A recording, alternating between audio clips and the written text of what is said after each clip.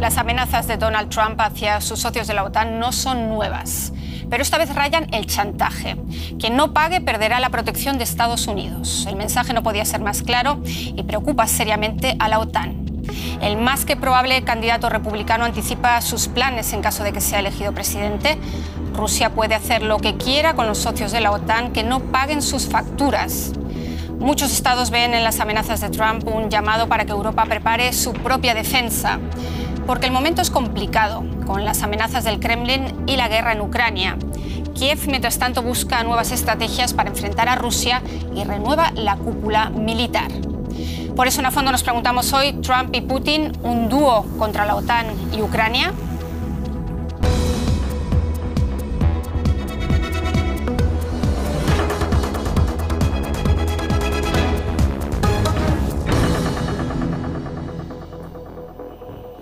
Bienvenidos a esta nueva emisión de A Fondo. Los saluda Úrsula Moreno y los invito a participar en este programa a través de las redes sociales. Ahora paso a presentarles a mis invitados de hoy. Hinnerk Berlekamp es periodista alemán independiente especializado en relaciones políticas internacionales. Fue corresponsal del periódico berlinés Berliner Zeitung. Isaac Risko es analista político y periodista de Deutsche Welle. Fue corresponsal de la agencia alemana de prensa dpa para América Latina y el Caribe. Bienvenidos, Hinnerk, bienvenido Isaac. Isaac, me gustaría comenzar contigo. No es la primera vez que Trump formula este tipo de amenazas contra los socios de la OTAN, contra la propia OTAN. No es presidente, no es siquiera candidato oficial a la presidencia por parte de los republicanos. ¿Por qué genera tanto revuelo lo que ha dicho Trump? Yo creo que porque hay una situación clara de guerra. O sea, hay una guerra en Europa y es un momento en el que la necesidad de la OTAN o la percepción de la necesidad de la OTAN tanto en Europa como en el resto del mundo, ha aumentado mucho. Está claro que hay una amenaza muy grande para la seguridad de Europa, sobre todo de Occidente, y que la OTAN es un organismo que parecía hace unos años, cuando Trump era presidente, todavía parecía obsoleto. Incluso el presidente de Francia lo llegó a llamar como un ente muerto ya. Y ahora es lo contrario. Es un organismo que ha ganado otra vez mucha importancia y que es considerado ahora mismo crucial para la seguridad de Europa.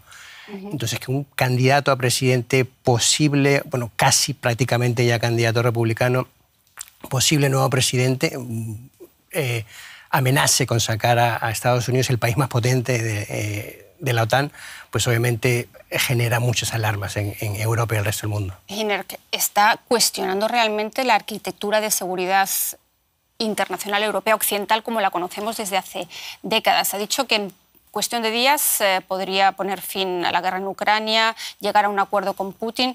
¿Se puede tomar todo esto en serio? ¿Hay que tomarlo en serio? Y sobre todo, ¿está cuestionando esa arquitectura de seguridad? En parte sí, en parte no. Trump es un outsider y siempre se ha comportado como uno y también trata de hacer política como alguien que está fuera de los mecanismos establecidos, de las tradiciones.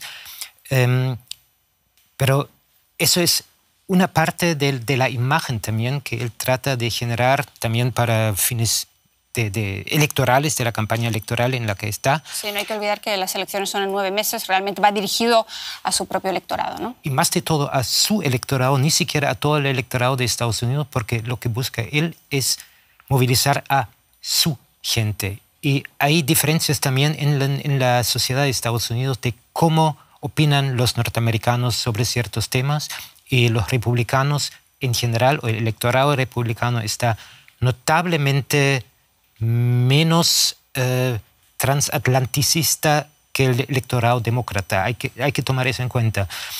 Hay que tomarlo en serio, pero no está cuestionando toda la estructura, porque también Trump y también la gente que lo rodea saben que la OTAN es aparato uno de los aparatos políticos más fuertes, quizás el aparato político más fuerte que tienen Estados Unidos para mantener su hegemonía en el occidente y en el mundo. Y sin la OTAN, Estados Unidos, ¿dónde estarían? ¿Pero dirías que se está alejando ahora mismo Estados Unidos de Europa?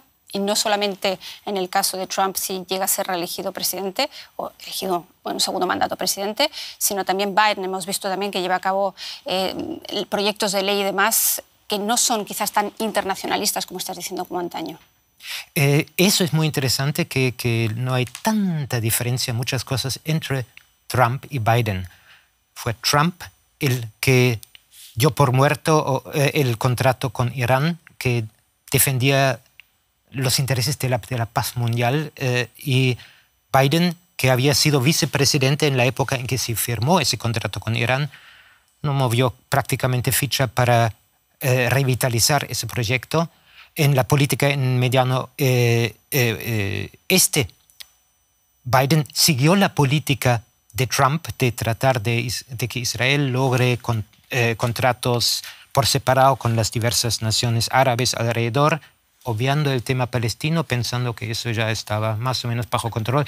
Tampoco hizo otra política Biden que Trump, y también en la política en Europa, la idea de America First. Y, exactamente. También la sigue Biden, la línea de Trump. La ley antiinflación de Estados Unidos es trumpismo puro. Exactamente, es decir, una política más aislacionista. ¿Dirías que en general Estados Unidos en estos últimos años ha hecho una política más aislacionista? ¿Qué es lo que genera quizás ese pavor en Europa del que hablabas tú antes? Que en estos momentos precisamente Estados Unidos mira mucho más hacia adentro que hacia afuera. Sí, es correcto. Estados Unidos mira más hacia adentro. Creo que hay que poner algunos matices. O sea, mirar hacia adentro, en el caso de Biden, creo que implica atender a ese electorado antiguamente demócrata que se ha volcado hacia los republicanos, las clases bajas estadounidenses, clase media venida menos, que han perdido con la globalización, que es electorado que puede decidir o está decidiendo elecciones. Entonces, simplemente la conciencia de ello, en el caso de los demócratas, de que hay problemas internos a los que hay que prestarle atención a un electorado interno. Ahora, creo que Biden y los demócratas de Biden siguen teniendo una visión internacionalista de esto. Creo que si no revivió el acuerdo con Irán fue porque la realidad ya era otra. Ya se había salido Estados Unidos y ya la porcelana estaba rota.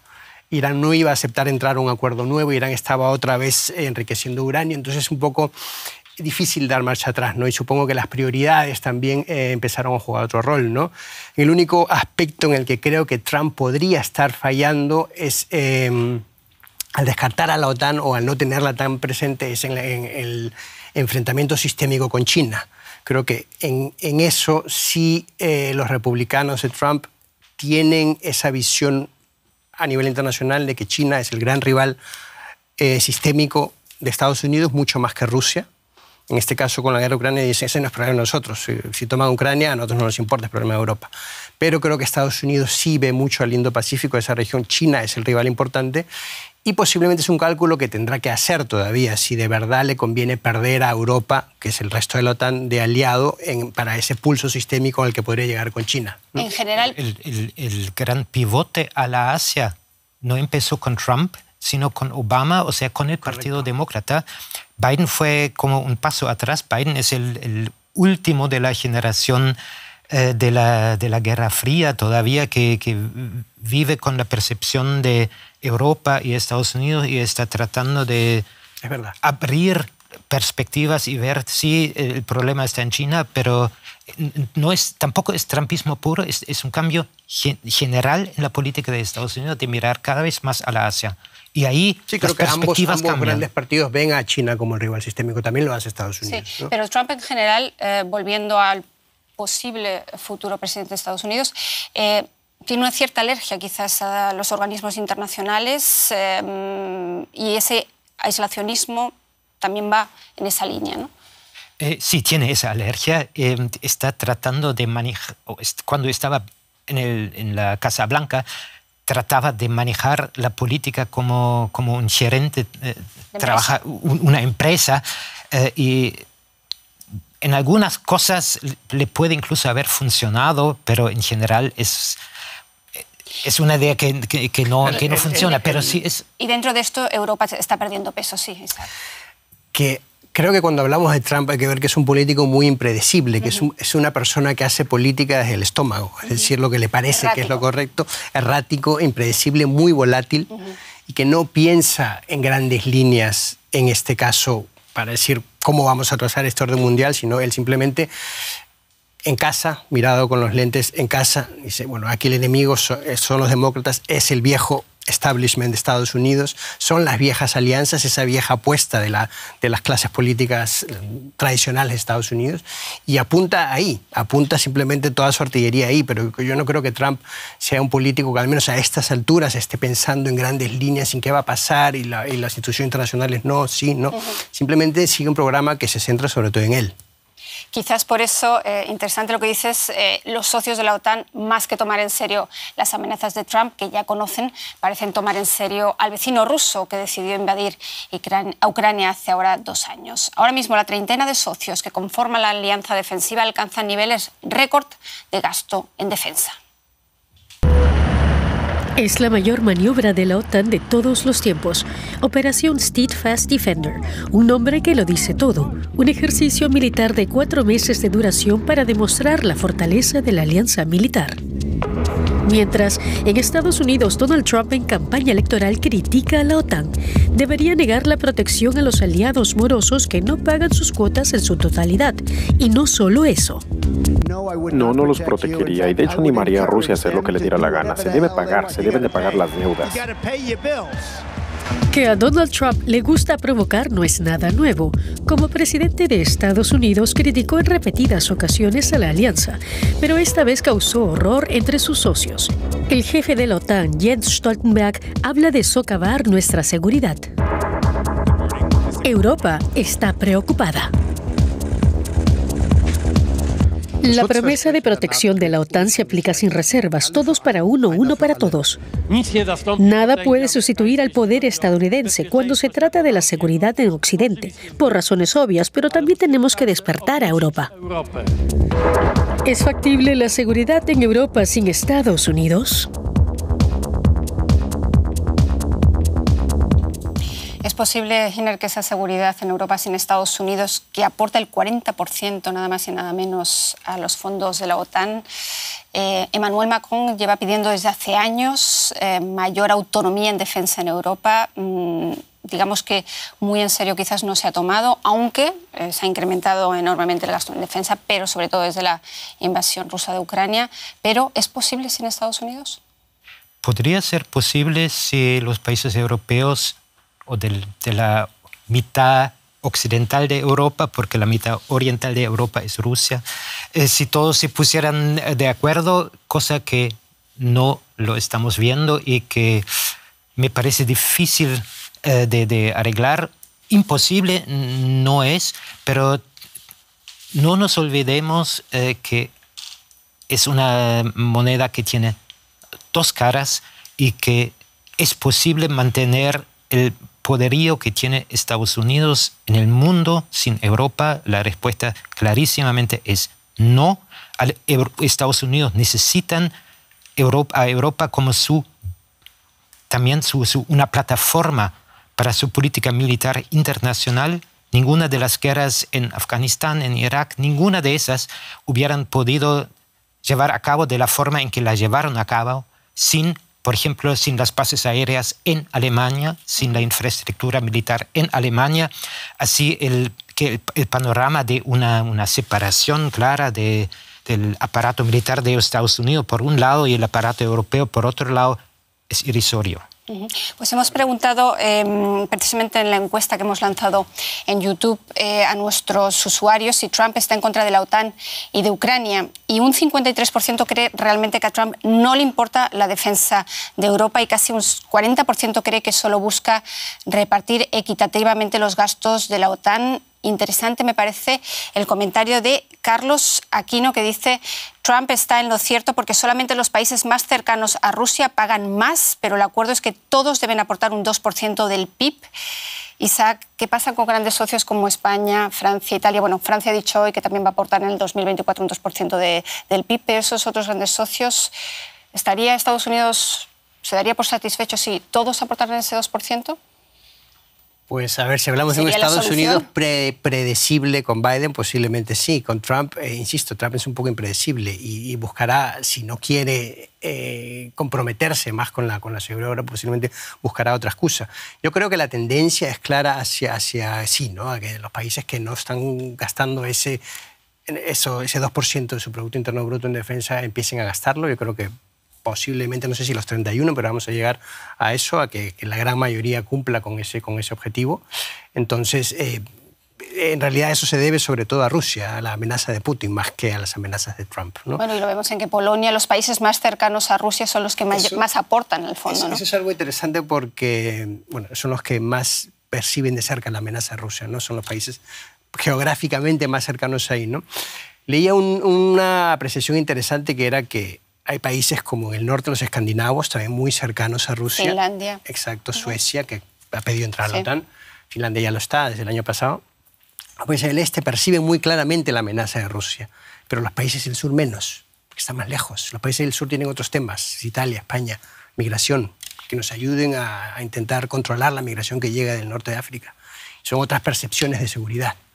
Y eso entonces hace muy difícil conseguir ese acuerdo para cumplir los objetivos de defensa y poder, en un escenario hipotético, salir adelante sin Estados Unidos. Ya lo decía él, o sea, por cifras, Europa es una de las regiones más ricas del mundo. Podría perfectamente sustituir a Estados Unidos en defensa, ¿no? Lo dices claramente. Que la claramente. realidad política son otra cosa, es muy distinto. Sí. Cuando Trump pone en duda, por así decirlo, el artículo 5 del Tratado del Atlántico Norte, ¿no le está haciendo también el juego a Putin en este sentido? ¿No se frota Putin ahora mismo las manos diciendo se están peleando entre ellos, Estados Unidos ahora dice que los va a dejar solos, un poco el divide y vencerás?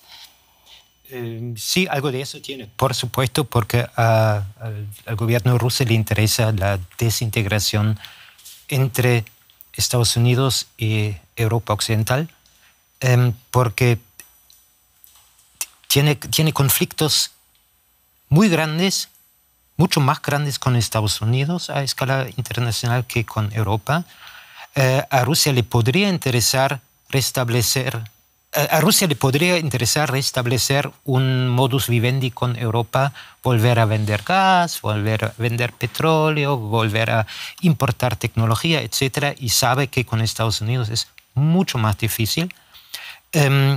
Entonces, sí, Trump le hizo un favor a Rusia, a Putin en este caso, pero sí ¿cuál es el objetivo de Trump? Creo que sí es conseguir que los europeos gasten más en armamento para que Estados Unidos tengan más fondos a disposición para dedicarse a los otros conflictos, y en los otros conflictos Estados Unidos también buscan la ayuda europea. No tengo muy claro que Trump tenga interés en otros conflictos. Creo que Trump, cuando dice estas cosas, como que en el país de la OTAN que no cumpla, que Rusia lo invada, creo que mira más hacia casa, hacia el electorado local, que llega la gente aquí, los estadounidenses molestos en Ohio, en estas regiones desindustrializadas, molestos, que le digan, sí, Trump, bien, no, que los hagas pagar, que no estemos gastando el dinero ya, esto.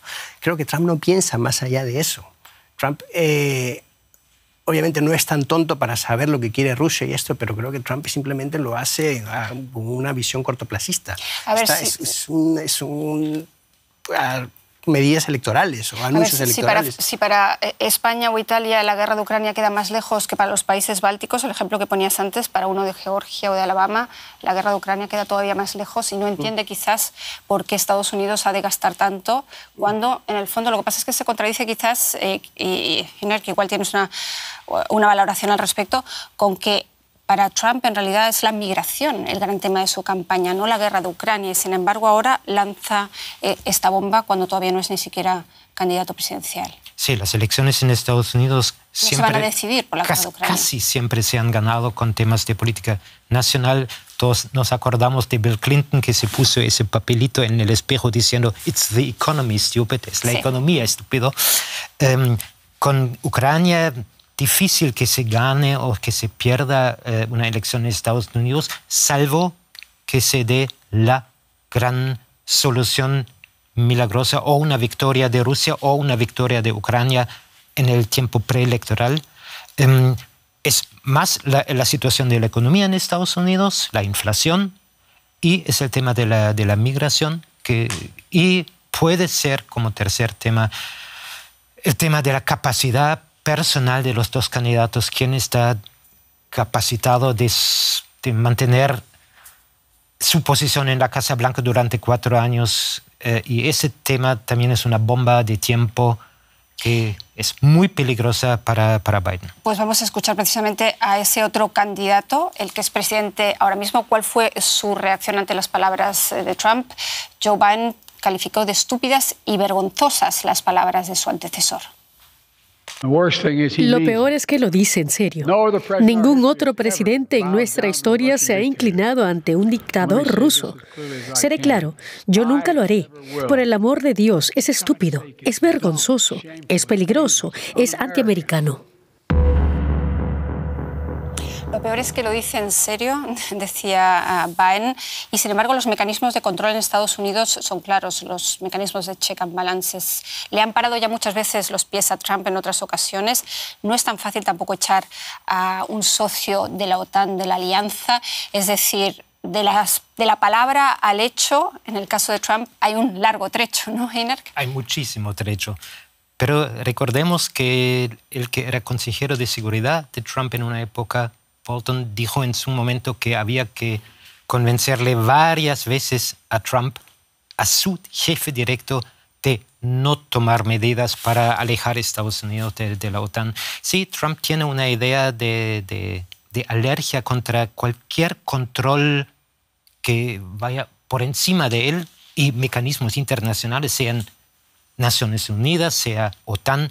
Le disgusta, pero sí, de forma política casi infantil a veces en ciertas cosas. Sí, tiene son reacciones que no están pensadas ni en toda su magnitud.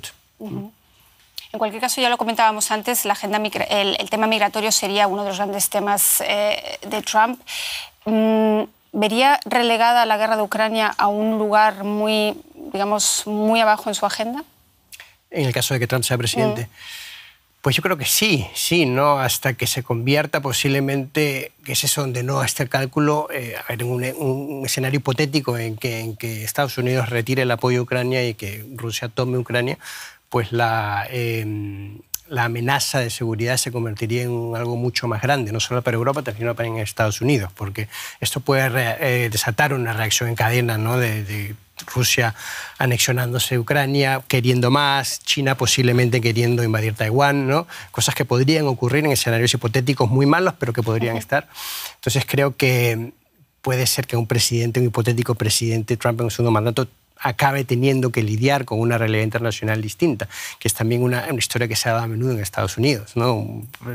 George W. Bush, el segundo Bush, también era un presidente que miraba hacia adentro y cuando ocurrieron los atentados tuvo que mirar hacia afuera, ¿no? Obama también llegó a la presidencia buscando acabar con la guerra de Irak y acabó al final luchando contra el Estado Islámico en Oriente Medio. O sea, hay realidades que posiblemente le impedirán también a Trump incluso a abandonar del todo la política internacional, ¿no? Giner, como conocedores de esta situación desde hace años que llevan viendo los europeos, hay muchos de ellos, al menos en una encuesta publicada recientemente, que piden ya una política de defensa común europea, un 87% en total. Y entre ellos estos días escuchamos a muchos hablar también de la disuasión nuclear, es decir, como bien sabemos, en Europa son Reino Unido y Francia los que tienen ojivas nucleares. Y hablan incluso de la necesidad de que ahora otros países también se hagan con cabezas nucleares. ¿Sería ese un camino a seguir? De ninguna forma. Lo que el mundo precisa, lo que Europa precisa es el desarmamento, lo que precisa es una estructura de seguridad que no se base en armas, sino en entendimiento, en acuerdos entre las partes que tienen que incluir a Rusia, que es el mayor país de Europa y va a seguir siendo nuestro vecino. Lo repito una y otra vez. El problema es cuando la otra parte está tan dirigida ahora mismo en la confrontación. O sea, no es que sea yo un partidario de la disuasión nuclear, pero creo que cuando tienes a un país tan agresivo, una potencia militar tan agresiva, tan dispuesta a cambiar fronteras y a causar estragos en Europa y con armas nucleares, posiblemente se tenga que hablar de la disuasión nuclear. Ahora, es posible que no sea inteligente hacerlo en este momento y tampoco sea inteligente hacerlo de ciertas maneras, porque el debate, ya solo el debate sobre armas nucleares puede generar una escalada ya. Entonces es algo que hay que ser muy cuidadoso. Eso es lo que decía el ministro de Defensa alemán ayer, ¿no? Que no es el momento para debatirlo y demás, pero disuasión nuclear no, pero desde luego vamos hacia una carrera armamentista, es lo que estamos viendo desde hace 2 años, que todos los países en Europa, todos los países de la OTAN se están armando a marchas forzadas. Tú acabas de hacer, Isaac, un vídeo precisamente explicativo sobre esas maniobras de la OTAN que están teniendo lugar desde finales de enero en suelo europeo para ver en caso de una posible confrontación con Rusia, cómo se transportarían, por ejemplo, todo ese armamento de Estados Unidos y las tropas de Estados Unidos rápidamente a la frontera o a los países bálticos, de haber, por ejemplo, ahí un ataque por parte de Rusia, ¿no? Sí, bueno, y volviendo a eso, yo creo que las realidades son las que son. Yo creo que Europa tiene que prepararse para un escenario en el que el principal aliado de la OTAN, el que tiene el poder de disuasión nuclear en el lado de Occidente, digamos, de las democracias occidentales, posiblemente no esté o deje de estar. Y entre las alternativas es justamente construir una capacidad de disuasión nuclear propia, que ya la hay, ¿no? La tiene Francia más que Reino Unido. Entonces yo creo que es una posibilidad que no se puede descartar del todo. Insisto, quizá no sea inteligente ponerla ahora sobre la mesa y debatirla públicamente, pero es una posibilidad que tiene que estar ahí, ¿no? Pero hablando de escenarios de amenaza y todo, no nos olvidemos tampoco de que estamos hablando de otra cosa. La agresión de Rusia contra Ucrania es un crimen, es en contra de toda la ley internacional y todo, pero la perspectiva de que Rusia intente agredir a los países de la OTAN es un panorama, por el momento, muy lejano. No sé si tan lejano. Bueno, lo mismo se pensaba de Ucrania, ¿no, Giner? Yo tampoco quiero pintar... En el caso de Ucrania también me equivoqué en aquel momento y creía que era un error gravísimo, pero Rusia también algo debe haber aprendido de eso. Rusia no consiguió lo que estaba convencido de que lograría al principio. Si se cae el apoyo occidental ahora y Rusia toma Ucrania, consigue cambiar el régimen o incluso anexionarse Ucrania, yo considero, ahora mismo es un escenario lejano, pero no considero tan inverosímil pensar que de aquí a 3-4 años digan, no, pero Estonia, acaba de poner a la primera ministra de Estonia en la lista de más buscados, Rusia. O sea que hasta ese nivel de hostilidad tiene. Es decir, no, estos países bálticos en realidad son históricamente parte de la zona de influencia del imperio ruso, ¿no? Partiendo de que Estados Unidos ya no va a querer defender a Estonia y Lituania, ¿no? Y que Europa no va a tener la capacidad o no va a estar de acuerdo, no va a querer decir, bueno, al final... bueno, está bien, Estonia puede ser, vale. No considero tan descabellado que Rusia, después de un escenario hipotético, después de anexionar Ucrania, tenga más apetitos hacia Occidente, ¿no? En la última entrevista que dio con un periodista, entre comillas, de Estados Unidos, Putin habló varias veces de Polonia. Si yo fuera polaco estaría preocupado. Porque, o sea, sí, para decir, no nos interesa Polonia, eso decía de Ucrania él hace unos años también, ¿no? O sea, simplemente el hecho de que esté rondando la mente todo el tiempo Polonia ya es... No en vano, Polonia invierte el 6% de su PIB en defensa ya, y Tusk insiste, es uno de los que más insiste a Estados Unidos, en su reciente visita también, a que tiene que... mandar la ayuda esa que ahora mismo está ahí atascada, ¿no? En la Cámara de Representantes en Estados Unidos, esa ayuda que tanto necesita Ucrania. Y Polonia también es de los países que menos amigos son de la idea de una defensa europea, y ya desde hace mucho tiempo, pasando por diversos gobiernos, eso se notó por primera vez de forma completa en el 2003, cuando Estados Unidos, Inglaterra y algunos socios más atacan a Irak, que Polonia y otros países formaban un bloque de la nueva Europa aliada con Estados Unidos en contra de, en ese momento, Alemania, Francia y otros que dijeron esta guerra es ilegítima y además es políticamente un gravísimo error. Polonia trata de conseguir armas de Estados Unidos, no de los competidores europeos. Hay muchas cosas por ahí, entonces justo Polonia es un caso muy interesante, pero también particular, que hay que ver también desde la perspectiva polaca ese asunto. Vamos precisamente, ya que estamos en Polonia, estamos en el este de Europa, vamos a ver la situación ahora mismo en Ucrania, porque el bloqueo de los republicanos de las ayudas a Ucrania de las que hablábamos, al menos del ala más radical de los republicanos, tiene dramáticas repercusiones ya en el campo de batalla. Rusia toma la iniciativa y poco queda ya del arsenal occidental que recibió Ucrania. Falta sobre todo munición. El gobierno de Kiev está tomando medidas. Este es el nuevo hombre, el comandante en jefe Oleksandr Syrski. El antiguo jefe de las fuerzas terrestres sustituye al comandante en jefe Zaluzhny, muy popular tanto entre el pueblo como en el ejército. Conocido por su dureza, Syrski se formó en la Academia Militar de Moscú. Nuestros objetivos siguen siendo los mismos. Mantener nuestras posiciones, conservar nuestro territorio, agotar al enemigo infligiéndole el máximo de bajas, llevar a cabo una defensa activa aprovechando la iniciativa. Ya lo hacemos a diario. El nuevo jefe del ejército trae consigo a su propio equipo y apuesta por una nueva estrategia, como la expansión de la guerra electrónica y los sistemas de armas no tripuladas, drones para compensar la escasez de munición. Además, espera poder acelerar el suministro de armas desde el extranjero y fomentar una mayor rotación de los soldados. Pero la nueva ley de movilización que lo haría posible sigue atascada en el Parlamento. ¿Estos cambios representan más riesgos o más chances para Ucrania? Vamos a ver, Isaac, vemos ahí unas maniobras, unos cambios que parecen también un poco a la desesperada. Hasta ahora la OTAN no quería provocar, por eso el envío de armas siempre ha sido desde los distintos países miembros de la OTAN, no directamente desde la OTAN, el envío de armas a Ucrania. Ahora se habla de un centro de entrenamiento cuya sede posiblemente estuviera en Polonia. Y porque veníamos hablando de Polonia, un país tan interesante y que tanto siente la amenaza de Rusia, ¿podría ser eso una ayuda definitiva y algo que moviera realmente las cosas ahora mismo en Ucrania, ese centro de entrenamiento? No creo que sea algo que vaya a cambiar la tendencia que tenemos ahora mismo, ¿no? Creo que son un poco intentos de concentrar, de canalizar mejor la ayuda. Ucrania, ya lo decían ahora en el informe, está buscando un poco a la desesperada las alternativas. Creo que el gran problema es la falta de munición, la falta de armamento, la falta de apoyo.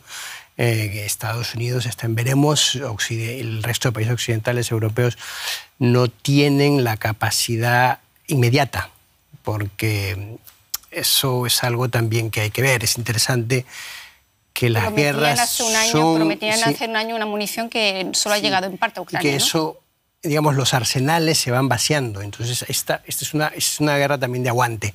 ¿Quién resiste más, ¿no?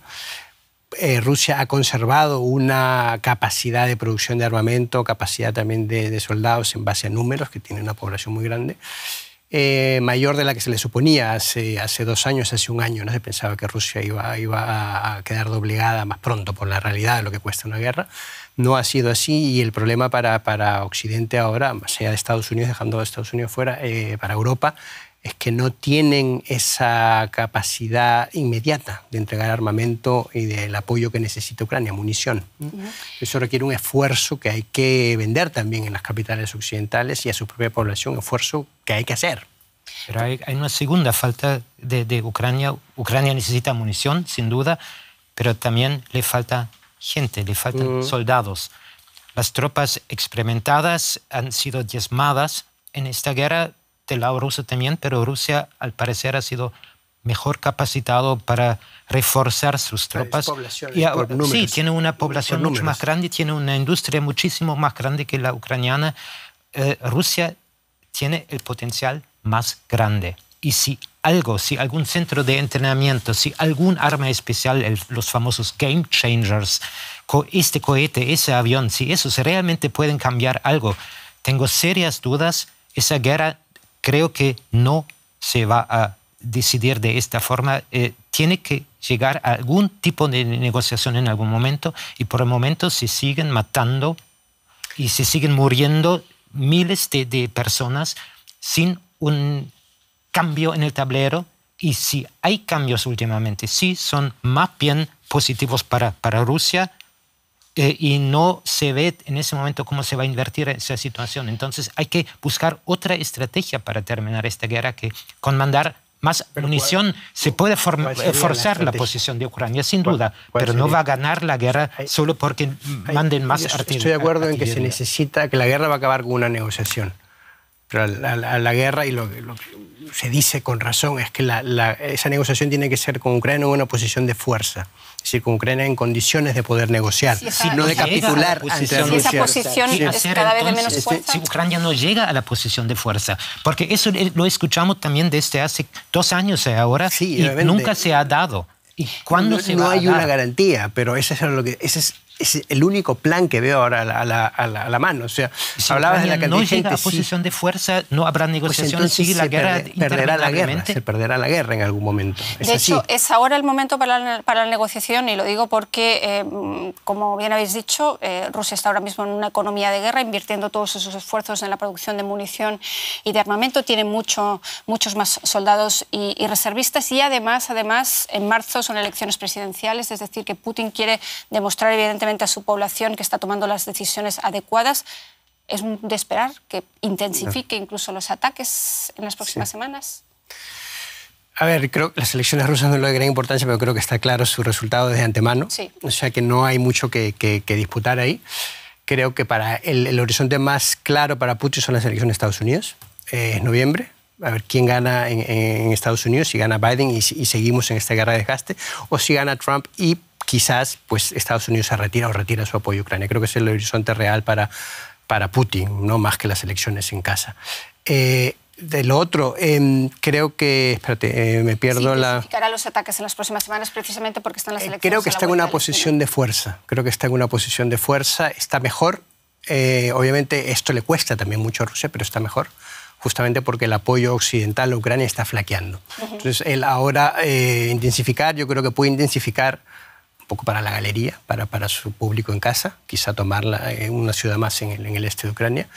El resto es aguantar y esperar que el apoyo de Occidente desaparezca o caiga lo suficiente como para que él esté en posición de ganar esta guerra. De hecho, Zelensky alertaba de que el retraso en esas ayudas a sus tropas pone realmente en peligro la resistencia de sus tropas. Creo que ya vienes diciéndolo, pero ¿ves ahora mismo una salida para Ucrania? Es muy difícil y será muy costoso, y eso es algo que ya hace mucho tiempo que también muchos políticos de alto rango en Europa, en la OTAN, han dicho. El mismo secretario general de la OTAN, Jens Stoltenberg, ha dicho que Ucrania debe acercarse a la idea de posiblemente tener que ceder algún tipo de territorio. Lo dijo ya en el verano del 22. Y es muy difícil porque también el gobierno en Kiev ha prometido mucho a su población y la población está esperando muchísimo y le sigue creyendo a su gobierno de que es factible. Cuando llegue el momento de la desesperación, no se sabe tampoco qué puede pasar en Ucrania. Porque si los ucranianos se llegaran a dar cuenta de que no van a ganar esta guerra, por lo menos en ese momento van a empezar también ellos a preguntarse ¿y para qué todos esos sacrificios que hicimos? Bueno, pero ahora mismo el respaldo sigue estando allí. Biden, el respaldo en Ucrania, sí. El apoyo a Zelensky sigue estando allí. Biden decía precisamente que la ayuda es ahora mismo más urgente que nunca. ¿Crees que logrará desbloquear las ayudas? Porque eso es, digamos, lo más inmediato, más allá del medio-largo plazo del que habla. Creo que hay una expectativa real de que un ala de los republicanos, que son más internacionalistas, los republicanos más tradicionales, no son muchos votos los que necesita para desbloquear el paquete, ¿no? Y que ese ala, que no está tanto bajo la influencia de Donald Trump, pues apoya al final el paquete de medidas, ¿no? Hay, de todas maneras, ciertas trabas que siguen estando ahí, como que el presidente de la Cámara Baja del Congreso es un republicano del ala trumpista y que él tiene que abrir la casa a la votación, él tiene que poner el tema sobre la mesa y si no lo hace, pues no se puede votar. Entonces hay muchas trabas ahí, pero creo que hay una expectativa, no sé si muy alta, pero hay una expectativa real, una posibilidad real de que se destrabe el paquete lo cual no quiere decir que vaya a ocurrir. Una pregunta un poco ya para ir terminando y retomo la tesis inicial de nuestro programa. Más allá de la guerra de Ucrania, si realmente hay un ataque por parte de Rusia a la OTAN y Estados Unidos se desvincula de la OTAN porque tenemos un presidente que se llama Trump dentro de 9 meses, ¿está Europa realmente preparada para confrontar un ataque por parte de Rusia? ¿Tiene un plan B más allá del paraguas internacional, el paraguas de Estados Unidos, Hinerk? Por suerte, en este momento, creo que no tiene un plan B, pero creo que tampoco precisa un plan B porque es un escenario completamente hipotético que no se va a dar en 9 meses. De eso sí estoy seguro. Yo tengo mucho miedo de vaticinar nada en este programa. No tengo tan claro que no se vaya a dar porque creo que, o sea, no es necesario que Estados Unidos salga de la OTAN, simplemente que Estados Unidos no haga nada. Y la OTAN no obliga ¿no? Hay ciertos acuerdos, cierta confianza dentro del organismo, pero pasa con que no haga nada. Creo que no hay plan B, creo que los europeos empiezan a darse cuenta de eso, empiezan a preocuparse. Eso, Alemania, este país en el que estamos, es una muestra clara. Este año va a invertir el mayor presupuesto en defensa en más de 30 años. Va a superar el 2%, pero va a ser el más alto de la historia de la República Federal de Alemania. Creo que es una señal de que los europeos están tomando las cosas en serio.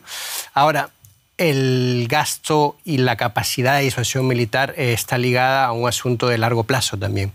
No se puede invertir 2 años y después ya no. De hecho, más bien se tiene que invertir a plazos largos de 5, 10 años, 15. Y es ahí donde hay que conseguir aunar muchas voluntades políticas, hay que conseguir acordar muchas cosas que todavía no están dadas. Es decir, se despierta Europa, pero no sabemos si es suficiente, es muy complicado. ¿Está la OTAN, última pregunta, preparada para un pulso con Rusia? Evidentemente no es lo que quiero ni lo que busco, lo pregunto porque es lo que se preguntan también muchos analistas si miran hacia el futuro ante un Trump impredecible, pero un Putin que lo es más. Estamos ante un pulso ya en ese momento, pulsos de tantas formas. Creo que ni Rusia ni la OTAN tienen algún interés en una confrontación directa en este momento y creo que los dos lo tienen claro y creo que los dos van a saber parar a tiempo. Espero eso. Sí, la OTAN obviamente con Estados Unidos está preparada y es capaz de derrotar a Rusia. Creo que ninguna de las partes tiene interés. Rusia, Putin es mucho más calculador que Trump y sabe que con una OTAN en su estado actual, con Estados Unidos dentro, no es un rival y no va a atacar a la OTAN en estas circunstancias. Isaac Risco, muchas gracias. Hinerk Bellerkamp, muchas gracias. Gracias a ustedes. Hasta la próxima. Aquí lo dejamos.